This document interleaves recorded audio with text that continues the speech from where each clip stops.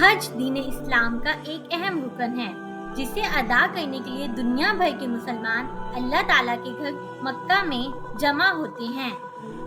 حج اسلامی کیلنڈر کے حساب سے آخری مہینے 9 ذی الحجہ کو ادا کیا جاتا ہے اور 10 ذی الحجہ کو مسلمان دنیا بھر میں عید الاضحیٰ مناتے ہیں۔ اب سوال یہ ہے کہ حج ادا کس طرح سے کیا جاتا ہے؟ حج ادا کرنے کے مختلف مراحل ہیں۔ ہم ان مراحل کو ارکان حج کہتے ہیں۔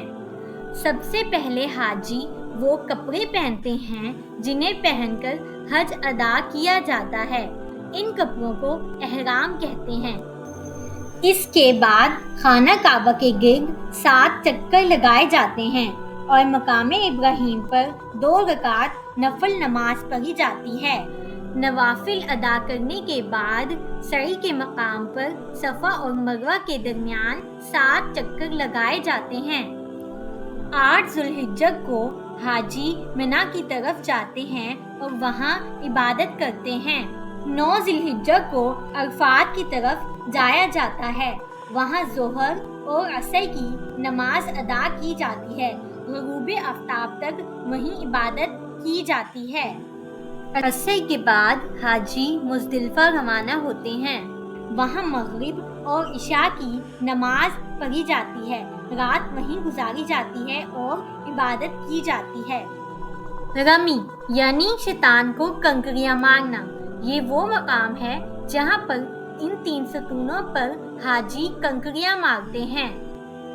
اس کے بعد قربانی کی جاتی ہے اور پھر حاجی اپنے سر کے بال اترواتے ہیں۔ خواتین اپنے بال ایک پول کے حساب سے کٹواتی ہیں اور مرد حضرات پورے گنجے ہوتے ہیں۔ اس کے بعد حاجی دوبارہ مکہ مکرمہ کے گرد چکر لگاتے ہیں جسے طواف کہتے ہیں۔ حدیث کے مطابق جو شخص حج کرتا ہے وہ گناہوں سے ایسے پاک ہو جاتا ہے جیسے وہ پیدا ہونے کے دن ہوتا ہے۔ ہمارے چینل کو ابھی لائک اینڈ سبسکرائب کریں۔